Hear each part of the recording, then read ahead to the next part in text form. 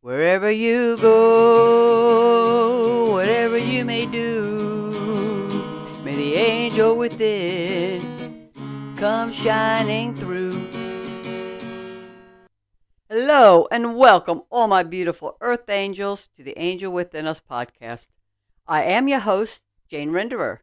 Today, I get to share an Angel Within Us story from a listener from Kentucky. And here it goes. I saw two transient men at a Kentucky gas station. One man looked like he had lived much of his life on the streets. The other one sat next to him with a small suitcase, perhaps less accustomed to day-by-day housing conditions.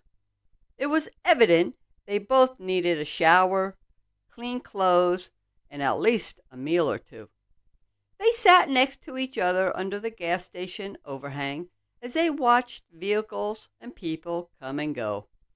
A man in a newer SUV drove by them and stopped.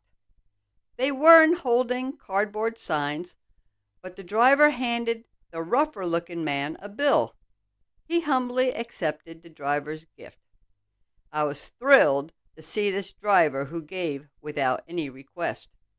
He trusted his inner sign to guide him to give.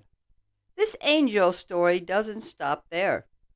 When the driver pulled away, the man handed his fellow traveler the money.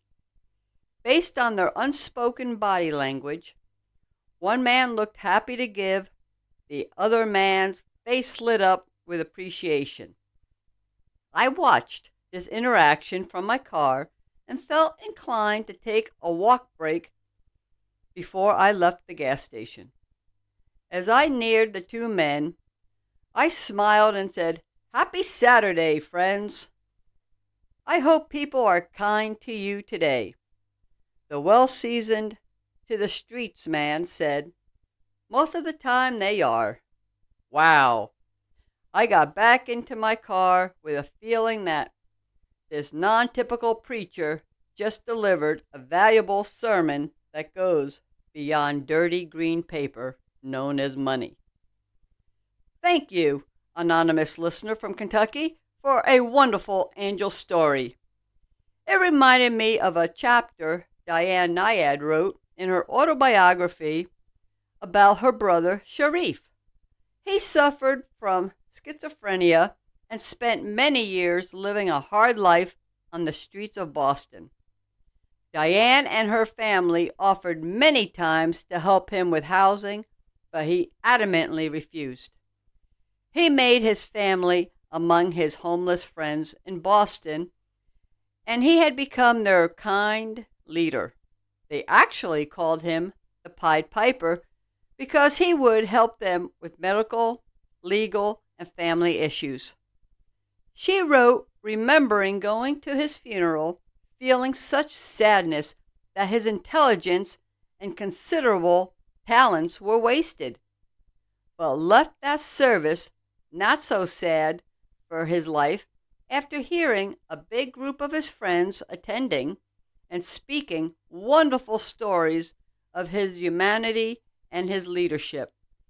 He made his choices of his own free will, and she came to admire him for that.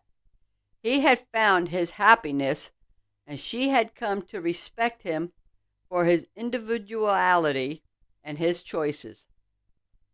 Both these stories demonstrates how everyone has an angel within them to use in unique situations that sometimes only that individual understands, and can teach us how to use our own unique angel within us qualities more diversely.